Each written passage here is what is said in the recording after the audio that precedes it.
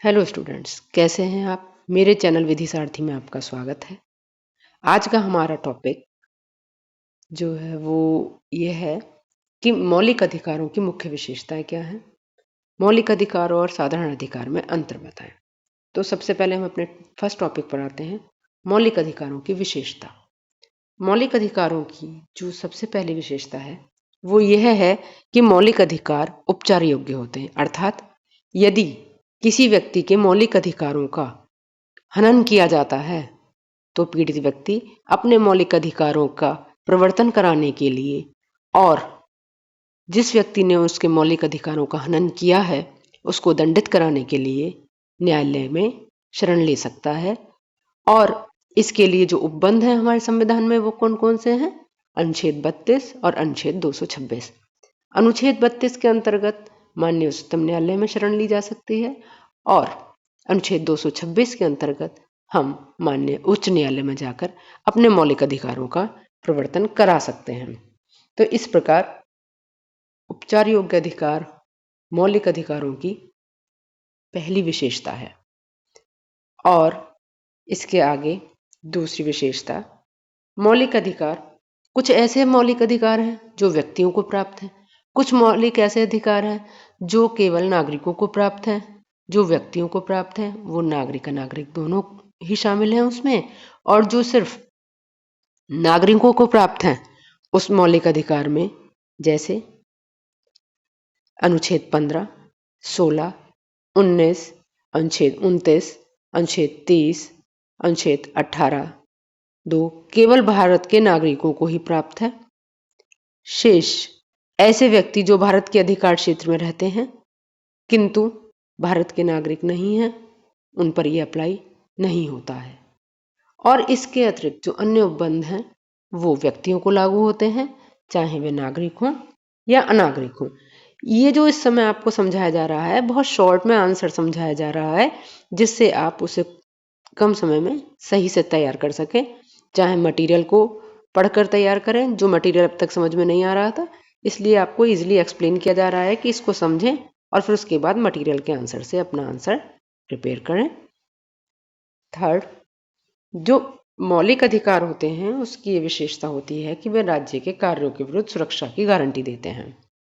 मौलिक अधिकार वास्तव में राज्य की शक्ति के विरुद्ध ही प्रत्याभूत हैं, यानी अगर राज्य कोई भी ऐसा कार्य करेगा जिससे मौलिक अधिकारों का हनन होगा तो उसके लिए न्यायालय पीड़ित व्यक्ति को शरण देंगे तथा उसके मौलिक अधिकारों का उपचार करेंगे। ये प्राइवेट व्यक्ति के विरुद्ध नहीं है। इस टॉपिक पर एक महत्वपूर्ण case PD Shyamdasani versus central bank of India, AIR 1952 supreme court. इस केस में माननीय उच्चतम न्यायालय ने यह अभिनिर्धारित किया कि जो ये भाग 3 है वो मौलिक अधिकार जो व्यक्ति के हैं उनको व्यक्तियों के अनुचित कार्य के विरुद्ध प्रवर्तन नहीं करा सकता, अपितु वो सिर्फ राज्य के विरुद्ध ही प्रदान किए गए हैं। अर्थात अगर राज्य किसी व्यक्ति के मौलिक अधिकारों का हनन करता है तो उसके लिए हम भाग 3 में जो मौलिक अधिकार दिए हैं उसके लिए हम न्यायालय की शरण ले सकते हैं। और इस बाद में न्यायालय ने अभी निर्धारित किया बैंक एक विधिक व्यक्ति है और उसके कार्यों के विरुद्ध यदि आपको उपचार चाहिए तो उस उपचार के लिए आप साधारण विधि में देखिए। इसमें संवैधानिक उपचार राज्य के विरुद्ध ही प्राप्त हैं। अब हमारा नेक्स्ट टॉपिक आता है कि मौलिक अधिकार और साधारण अधिकार में अंतर। इसमें पहला अंतर, जो साधारण अधिकार होते हैं वो विधानमंडल द्वारा साधारण विधायी शक्ति के द्वारा बनाए जाते हैं और मौलिक अधिकारों का जो स्रोत है, जो ओरिजिन है, वो हमारे संविधान द्वारा है और जो राज्य के कृत्यों के विरुद्ध व्यक्तियों को सुरक्षा प्रदान करता है।